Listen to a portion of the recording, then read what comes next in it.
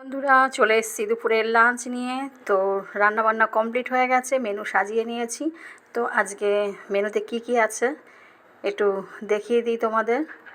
তো মেনুতে আছে গরম গরম ভাত, আছে মেটে চচ্চড়ি, আছে চাল কুমড়োর ঘন্ট মুগের ডাল দিয়ে, আছে কলাইয়ের ডাল, আর আছে উচ্ছে দিয়ে মাছ দিয়ে আলু দিয়ে শুক্তো করেছি।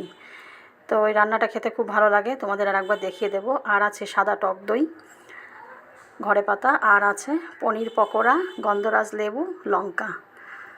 তো ভাত এবার বেড়ে নেব। তো গরম গরম ভাত বেড়ে নিলাম। এর আগে শুক্তোটা তোমাদেরকে মাছের মাথা দিয়ে করে দেখিয়েছিলাম, আর এটা ছোট ছোট একদম মাছ, বাটা মাছ, সেই মাছ দিয়ে আলু দিয়ে উচ্ছে দিয়ে রান্না করেছি। খেতে খুব ভালো লাগে গরমের দিনে, আর উচ্ছেটা খুব একটা তেতো লাগে না মাছ দিয়ে রান্না করলে। আর আছে মুগের ডাল দিয়ে চাল কুমড়োর ঘন্ট, আর আছে মেটে চচ্চড়ি,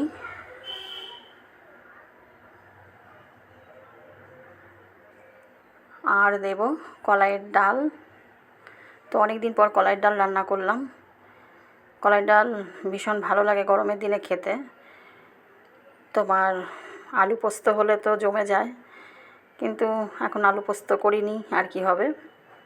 তো চলো, পনির পকোড়া দিয়েই খেতে সুন্দর লাগবে। এরকম পনির পকোড়া দিয়েও ডাল দিয়ে ভীষণ ভালো লাগে খেতে।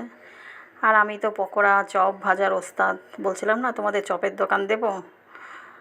তো তোমাদের এই পনির পকোড়াটা রেসিপি দিয়ে দেব, তোমরা দেখে নিও।